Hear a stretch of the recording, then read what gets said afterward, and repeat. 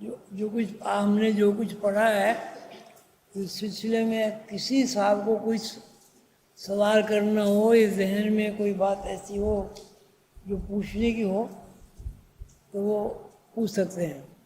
मकाम ये विलायत है, खिलाफत बता विलायत सनद कह सकते हैं आप, सनद। अब विलायत की भी बेशुमार शोबे हैं, स्टेजेस हैं। तो सनद अदा कर डी मैट्रिक की सनद, FA की, BA की, MA की वगैरह वगैरह, यही समझा जा सकता है। विलायत का मतलब ये कि लाशऊर किस हद तक उस इल्म को समझने के काबिल हो गया कि उसको शऊर ने भी कबूल कर लिया। लाशऊर इस हद तक किसी चीज़ को समझने के काबिल हो गया कि उसकी जो समझ है, बूझ है, फहम है, तफहीम है, उसको शऊर ने भी कबूल कर लिया। तो विलायत का मतलब इस्तेदाद। और एक और विलायत होती है, रूहानियत के 2 शोबे हैं। जैसे कि आप लोगों को सबको मालूम है, एक शोबे का नाम इरशाद है और एक शोबे का नाम तकवीर है। इरशाद रुश्द व हिदायत से माखूज है, यानी लोगों को उन अच्छी बातों का इल्म हो जाए जिसको अल्लाह ताला ने अच्छा करार दिया है, और लोगों को उन बुरी बातों का इल्म हो जाए जिसको अल्लाह ताला ने बुरा फरमाया है और नापसंद फरमाया है। तो ये शोबा एक ही है। तो अब उसमें बस फर्क ये है कि ज़हनी इस्तेदाद, क्या ज़हनी इस्तेदाद बुराइयों की तरफ माइल है या ज़हनी इस्तेदाद नेकियों की और अच्छाइयों की और अखलाक की तरफ माइल है। ये एक विलायत की ये भी किस्में हैं। और विलायत भी 2 किस्म की हो गई, एक विलायत तकवीन की हो गई और एक विलायत इरशाद की हो गई। इरशाद की विलायत में कुतब सबसे बड़ा ओहदा शुमार होता है, और भी होते हैं नीचे कुतब, जिसको कुतब इरशाद कहते हैं। इसी तरह एडमिनिस्ट्रेशन और तकवीन में भी स्टेजेस हैं, उसको भी विलायत ही कहते हैं, उसको भी साहबी विलायत कहते हैं। जैसे आपने गौस, कुतब, अब्दाल वगैरह नाम सुने हैं। क्या क्या सवाल था?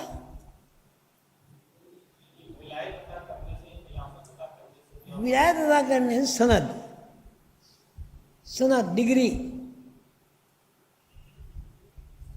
किसी भी अब डिग्री 2 तरह की, मैंने एक आदमी लॉ पढ़ता है, एक आदमी अदब पढ़ता है, एक आदमी तारीख पढ़ता है, एक आदमी साइंस पढ़ता है। तो अब ये अलग अलग शोबे हैं। जितने भी ये रूहानियत में इन शोबों को सनद के तौर पर जो हासिल होती हैं, उसका मफ़हूम तो हम ये यही कह सकते हैं कि सनद इल्म फजीलत, इल्म की फजीलत, किसी एक शोबे में फजीलत, उसको विलायत कहते हैं। और विलायत बहुत किस्म की होती है। जैसे आपके उलूम की सनद बहुत किस्म की होती है, मैट्रिक से लेके PhD तक। विलायत का मतलब ये कि सनद किसी एक शोबे में तकमील, किसी एक शोबे में महारत, किसी एक शोबे की तालीम।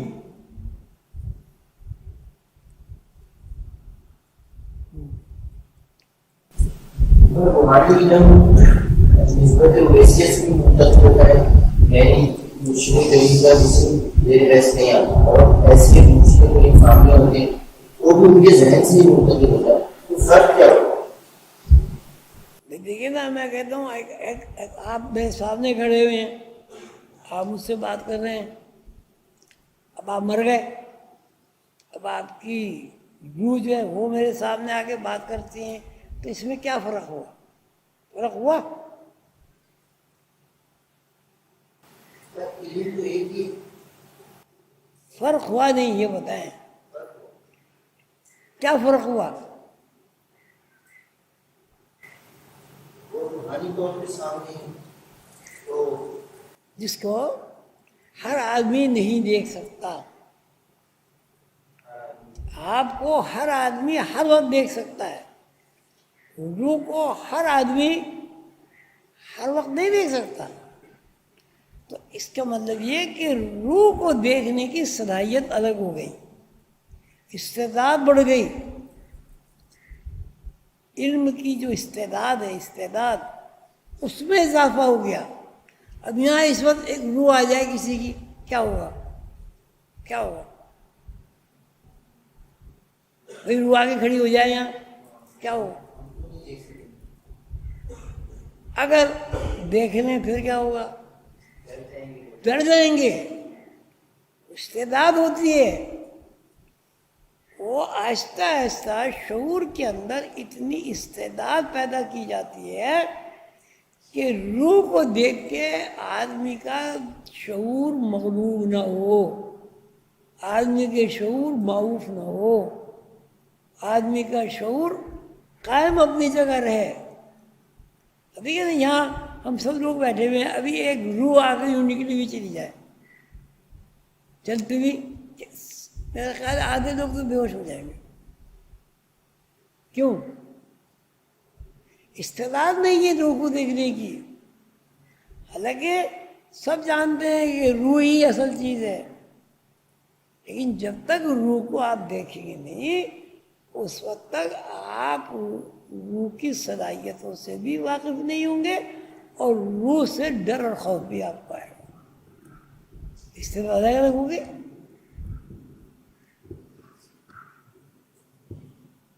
بس اور کچھ؟ بس ہاں جی،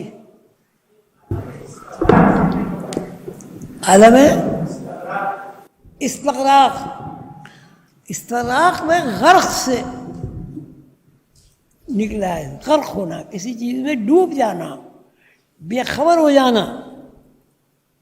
شعور اتنا مغلوب ہو جانا کہ آس پاس جو چیزیں ہیں ان کا علم نہ رہنا، اور کئی دفعے احساس نہ ہونا۔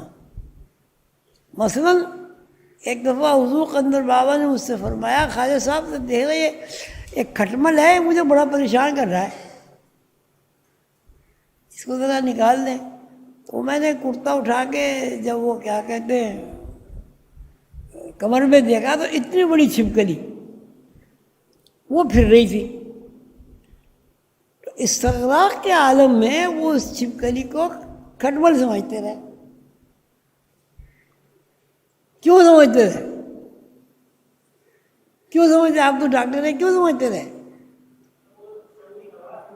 ہاں، شعوری آواز جو ہے اتنے زیادہ مغلوب ہو گئے کہ کسی چیز کو محسوس تو کر رہے ہیں، لیکن کسی چیز کو محسوس ایسا بھی ہوتا ہے کہ نہیں کیا جاتا۔ مثلا ایک آدمی سو رہا ہے، آپ نے بھی دیکھا ہوگا، اس کی ناک کے اندر مکھیاں گھس رہی ہیں، منہ کے اندر گھس رہی ہیں، اور وہ سو رہا خو خو، لیکن دوسرا آدمی جو ہے اس کے اوپر اگر مکھی بیٹھ جاتی ہے، وہ سوتے سوتے ہاتھ ہلا کے مکھی اڑاتا ہے۔ کیوں ایسے کیوں ہوتا ہے؟ دو آدمی میں کیا فرق ہوا؟ ہاں، استغراق کا مطلب ہے شعور مغلوب ہو جانا اور لاشعوری کیفیات کا غالب آ جانا۔ جی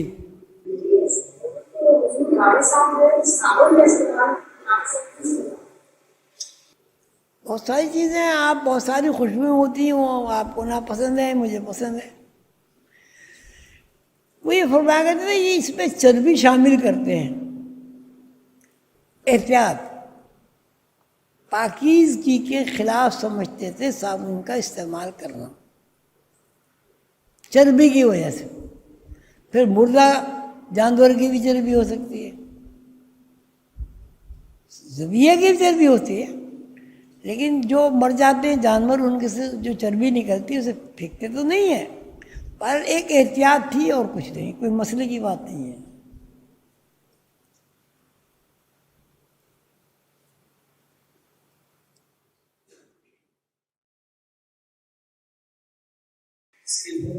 علم لدن کے تعلیم کے دوران اور اس کے بعد بھی بابا صاحب 2.5 گھنٹے سے زیادہ کبھی نہیں سوئے. نیند پر ان کو پوری طرح غلبہ اور دسترس حاصل.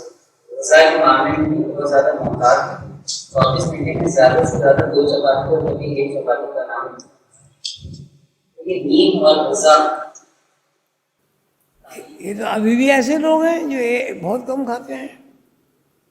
ابھی بھی ایسے لوگ مل جائیں گے جو صبح شام میں 2 چپاتیاں کھاتے ہیں اور خوب چلتے پھرتے ہیں. احتیاط. دوسری بات یہ کہ تصوف کے اصول ہیں کم سونا، کم کھانا، کم بولنا.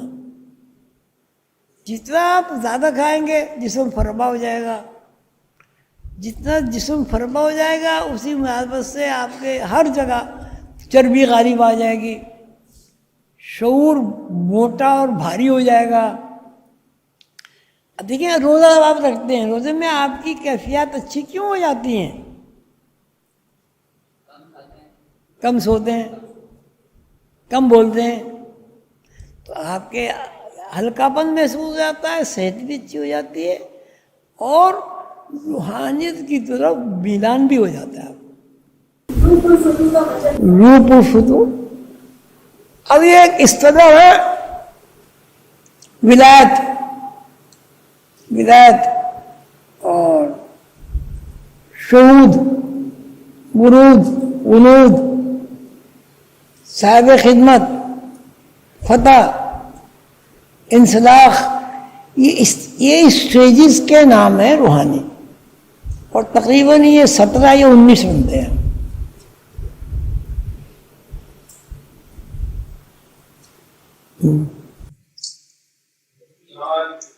آپ لذیذ الطرفین سادات میں سے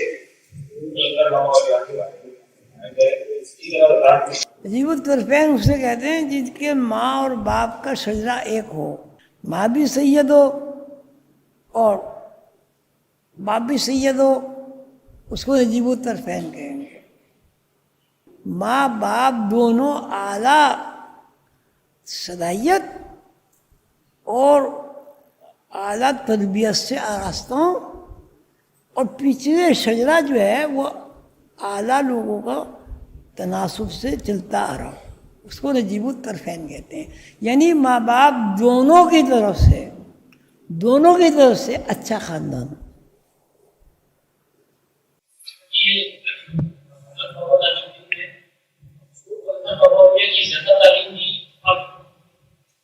جنا تاج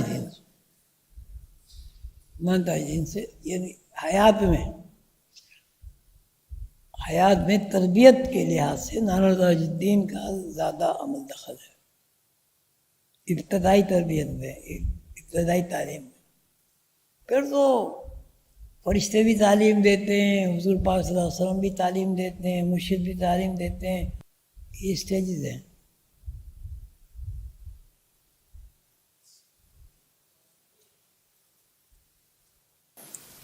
اس میں آپ نے آیت قرآن کی جان فرمائی تھی کہ اللہ کے دوستوں کو بہت غم نہیں ہوتا، اور جب تک انسان اس بہت غم سے نہیں نکلے گا اللہ کا دوست بھی نہیں ہو سکتا.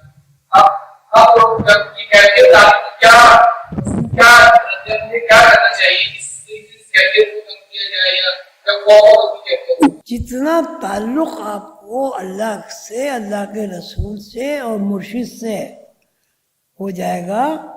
یہ سیڑھیاں ہیں 3، مرشد ہے، سیدنا حضور صلی اللہ علیہ وسلم ہے، اللہ میاں ہیں. تو جب تک کہ آپ پہلی سیڑھی نہیں چڑھیں گے دوسری سیڑھی نہیں چڑھ سکتے. گریں گے اگر چڑھے تو یہ اسٹیجز ہے بھائی، یہ محض باتوں سے نہیں ہوتا، یہ تربیتی پروگرام ہوتا ہے، اس میں بہت بہت عرصہ لگ جاتا ہے۔ کہتے ہیں اس آیت کی تفسیر کے مطابق اگر کسی بندے کی تربیت ہو جائے اس کے لیے 50 سال چاہیے، 50 سال۔ ابھی اب 1 گھنٹہ آپ پڑھتے ہی کوئی پڑھائی ہے؟ یہ تم BA کر کے دکھاؤ اس طرح، تو ایسے ٹھیک ہے معلومات میں اضافہ ہے، اللہ رسول کا نام لیا جا رہا ہے، کچھ نہ کچھ صلاحیت بڑھ رہی ہے۔ جی اس طرح استعمال ہوتے ہیں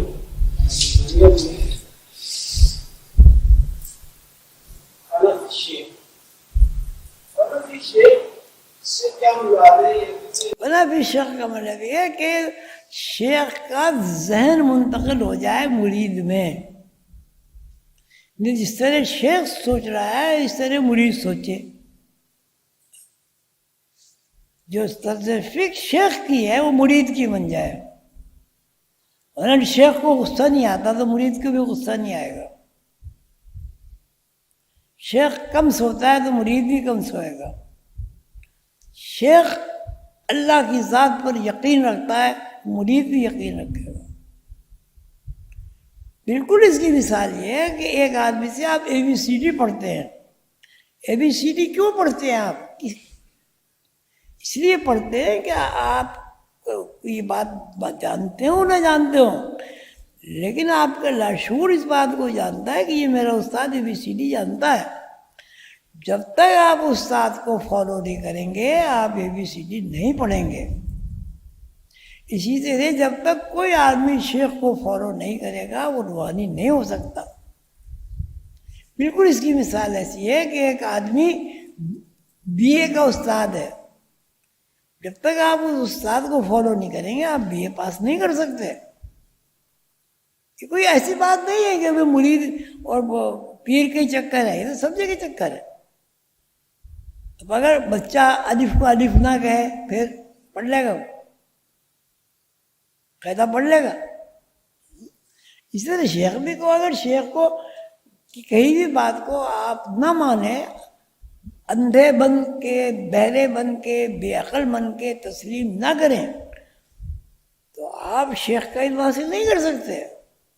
بالکل اس طرح جس طرح ایک بچہ بالکل اندھا بہرا گونگا سب الف ہوگا الف، اگر بچہ یہ کہے جی الف الف کیوں، وہ پڑھ لے گا؟ کوئی بات ایک ہی ہے، دنیاوی علوم میں اور دینی علوم میں بات ایک ہی ہے، فالو کرنا پڑتا ہے، یقین کرنا پڑتا ہے۔ سمجھ عقل کچھ نہیں ہے، سمجھ تو عقل کی بات ہے، بات کی بات ہے۔ بچے اگر عقل استعمال کرنے لگے کہ الف کیوں اور بے کیوں، وہ پڑھ لیں گے، اسی طرح روحانیت میں بھی